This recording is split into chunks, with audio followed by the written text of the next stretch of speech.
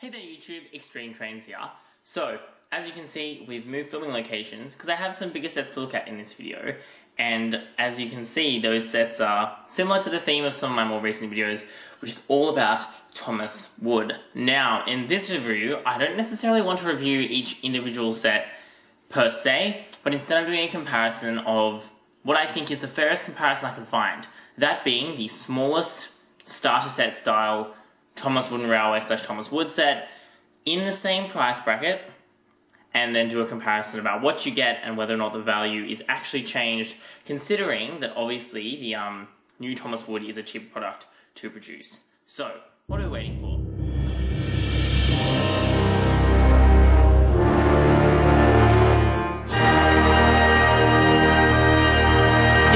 In this video that I start by saying the prices on things, and even though there's a label which you can't see but you'll see later on in the video, I purchased this set for $25 Australian from a discount store. Its retail price at Toys R Us, which is a, top of the line toy store chain, as you probably know, and it's one of the only places you can get Thomas Wooden Railway in Australia. This set was $55, even though it said the retail was $40 on this sticker. That's incorrect. Toys R Us is $55. This now, on the Toys R Us website, is also $55. So these two sets are priced exactly the same. I think it'll be really interesting to see, and just think about that, even though I did actually pay slightly less for this and this, because I bought this online and this on a very big sale. So, as you can see, I've opened them but not unpacked them. This one is just like bursting out of the box. That's okay. So what do we get here? This is the pieces we get in this set. Having a look at the way the back of the box is designed. Yep, very interesting. Making tracks through childhood, blah, blah, blah. Here's how this set's designed. Now, as you can see, it's a very different type of art we've got on the new Thomas Wood boxes. Whether you like that or not, it's a bit of a personal preference. Picture of what you get on the side. There's the back. Again, the backs of the boxes are very, very similar in the way they're designed. You can see it's the same kind of style. I think I actually prefer this one because you can see a bit more of what the track is rather than the one on the left-hand side. Again, you've got this. 14 kid-friendly assembly. I didn't know it wasn't kid-friendly, but you got 14 pieces. Sustainable wood, blah, blah, blah. Come right to the front. Now, I think the big thing I don't like about this is, let's just come real close onto this part of the box. Let's just follow that asterisk. Okay, so it includes two adapters compatible with Thomas Wooden. Right. So, to me, that's actually pretty inappropriate. This is not compatible whatsoever, unless you have an adapter. And considering these adapters, I imagine, are the kind of things which are only going to be sold probably this year, and you can only at the moment get them in these sets, or apparently if you give Mattel a call, they'll give you them. I think it's pretty disingenuous on the box to say that, oh yeah, no, it's compatible with other track brands, when in reality, it's probably not.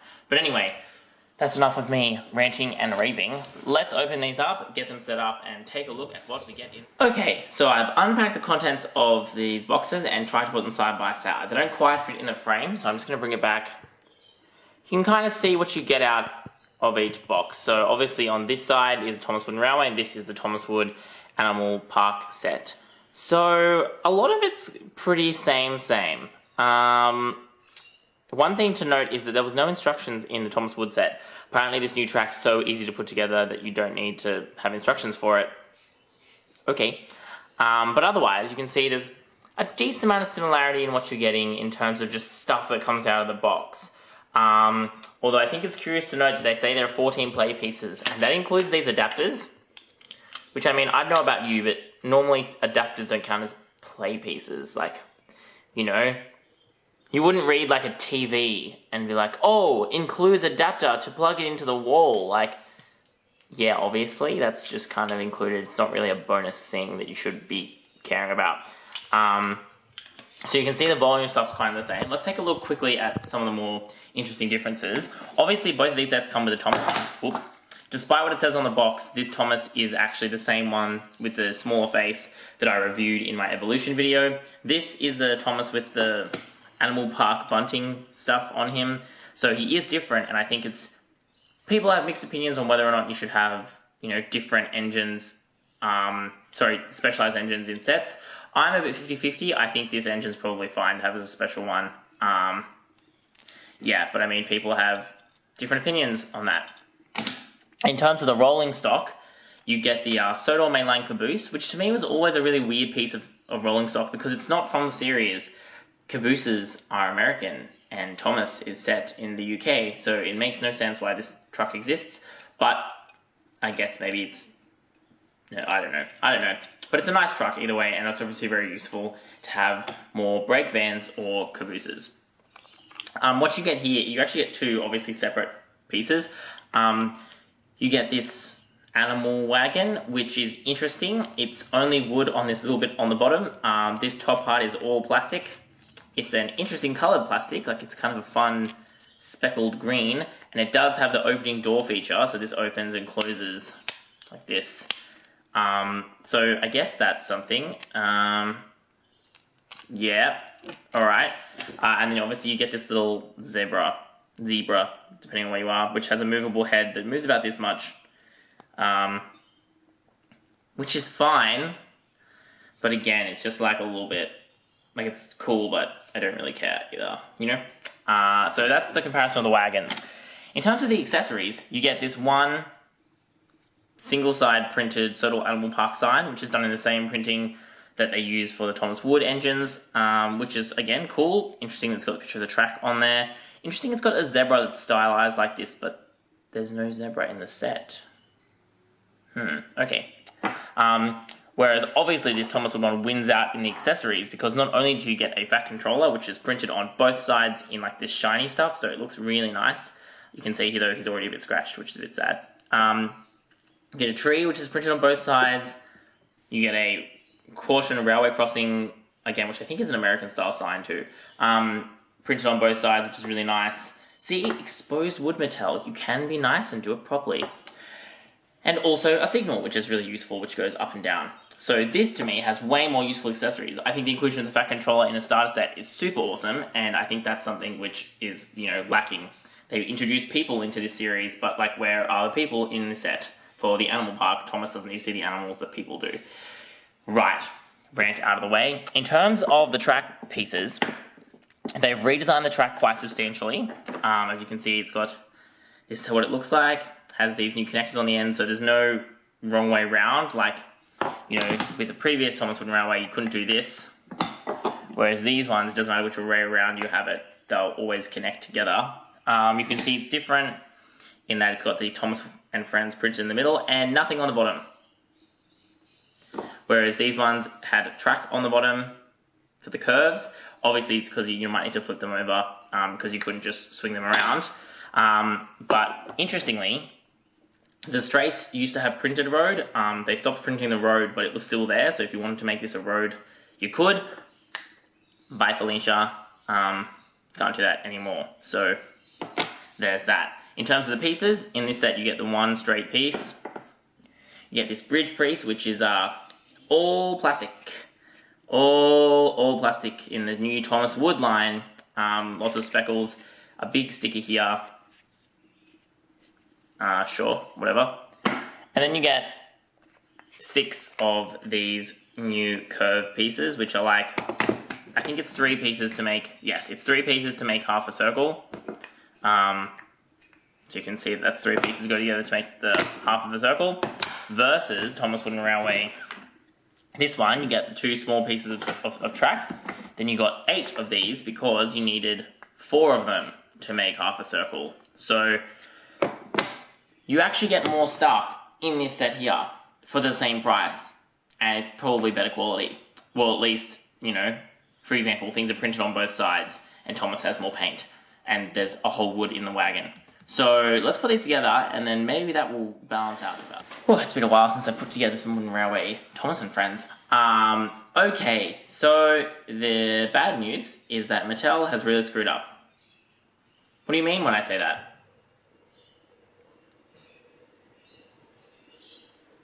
Let's just take a look to appreciate the difference in size of these sets, which again, retail for the same price and are meant to be replacing each other.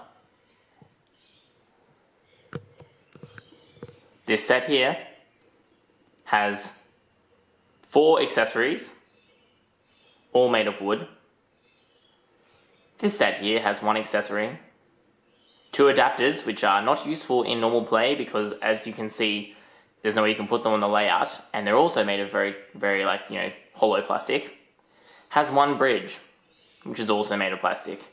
Has the new design Thomas wood, which I know is cheaper to make because it's smaller and has less paint on it. And also has a wagon, which is half of plastic. Costs the same price. I like to try and be fair and honest in my reviews, but to me, this is just not good enough, Mattel. You can't make a set. The reason that you make things less, like, cheaper is one of 2 reasons. It's to make things cheaper so you don't have to raise the price at the end, so the customers pay the same price, but they get less, or it's so you can charge less for it. Now, the strategy with Trackmaster and the strategy with Thomas Adventures was to make things smaller, you got a bit less, but they charge less for it, which I thought was, on balance, probably okay. Here, they are charging the same amount, and they're giving you not just a little bit less, a lot less. Like, not only did they redesign the track so it doesn't work with any of your things, not only did they redesign the engine so they all look totally different, they've also just shrunk everything. And to me, that's pretty problematic when this is meant to be your premier line and you're charging the same price for it when you're obviously not getting anywhere near the same amount of stuff. Yeah, I think I've been pretty nice in my previous Thomas and Friends Thomas Wood reviews, but this to me really just nails home how much of a screw up this line is at this point, because do not try and tell me that these are any way equivalent to each other. Let's remember, this is on shelves at the same time this is on shelves. Like, come on, guys. You can't get away with this kind of stuff. Yeah, I've heard some nonsense about, oh, they had to change to this because they needed sustainable wood. No, Thomas and Wooden Railway has always been made of sustainable wood. It's just, again, something they can now advertise because they rebranded it and they got a new partnership, but, like, it wasn't made from unsustainable wood. And even if it was, you don't need to redesign everything. Like, wood is wood, it doesn't matter where it comes from. So that argument that I've seen a couple of times is just wrong and makes no sense. Yeah, so I may let you guys do the thinking about which one you think is better, but for me, it's very, very obvious that this is the far better value set. Even, you know, just to twist the knife in, I got this for $25 on sale, and I paid like $50 for this. So I would get 2 of these for the price of this one, which is really worrying. Yeah, so I think, as I said, Thomas Wood has potential, but they really need to be cheapening it up, because it is a cheaper toy, it looks like a cheaper toy, feels like a cheaper toy, it plays like a cheaper toy. They need to be priced accordingly. But anyway, rant over. There, it's all out. Alright, make sure you guys let me know your thoughts. I'm really curious to hear what you have to say about this. Again, I encourage people to think a little bit more critically and not just be like, Thomas Wood is bad, I hate it. I think this, for example, is a video where you can see why Thomas Wood might be bad and we might hate it. But I want to hear interesting contributions and not just fanboy hate, because fanboy hate doesn't get us anywhere, whereas constructive dialogue does. So, there's my little lecture on how to be nice to other people and respect their opinions. Now that's over. Don't forget to do all these cool things to do on YouTube. Thanks for watching. This is all we've got time for. This is Extreme Trains.